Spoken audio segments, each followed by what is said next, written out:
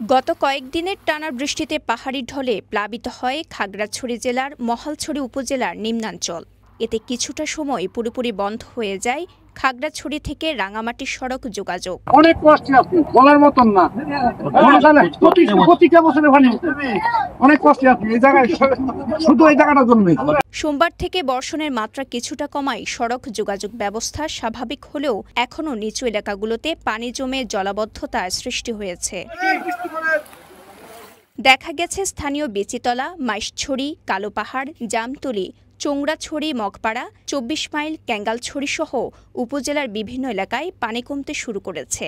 স্থানীয় কাঁচা পাকা সড়ক থেকে পানি নামতে শুরু করেছে। স্থানীয়দের সাথে কথা বলে জানা যায়, টানা বৃষ্টির কারণে সড়ক যোগাযোগ ব্যবস্থা মারাত্মকভাবে ব্যাহত হয়। বড় যানবাহন যেতে পারছে না, বাইক এবং অটোরিকশা কোনোভাবে পার করতে হচ্ছে। আমি এখানে গাড়ি চালাই, পানির কারণে আমরা ওই গাড়িটায় চলাচল করতে পারতেছি না, অনেক কষ্ট হয়। এই পানি অনেক হয়, বড় বড় হয়েছে। জনমানুষের খুবই দুর্ভোগ, কর্তৃপক্ষের দৃষ্টি আকর্ষণ করছে।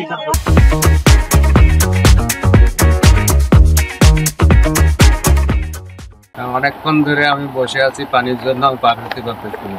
এই কলেজটা একটু বৃষ্টি হলে ডুবে যায়, একটু বৃষ্টি হলে ডুবে যায়। মানুষ পারাপার করার জন্য অনেক কষ্ট হয়। ভারী দলের কারণে রাস্তাঘাট সব পুরাই বন্ধ, এখন গাড়ি পারাপার করতে পারতে পারি।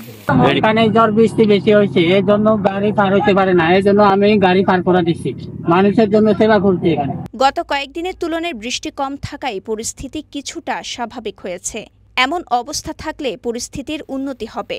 এছাড়া জনসাধারণকে সতর্ক থাকতে নির্দেশনা দিয়েছেন উপজেলা প্রশাসন।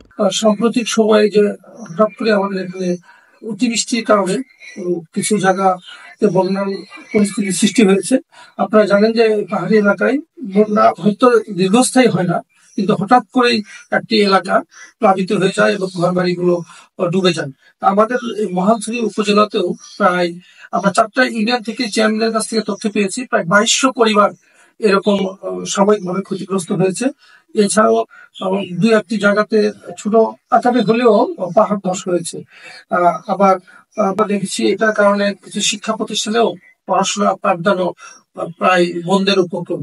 তো সার্বিক দিক কিছু ক্ষতিটা হলেও সার্বিক দিক দিয়ে মোটামুটি পরিস্থিতি আমাদের নিয়ন্ত্রণে আছে।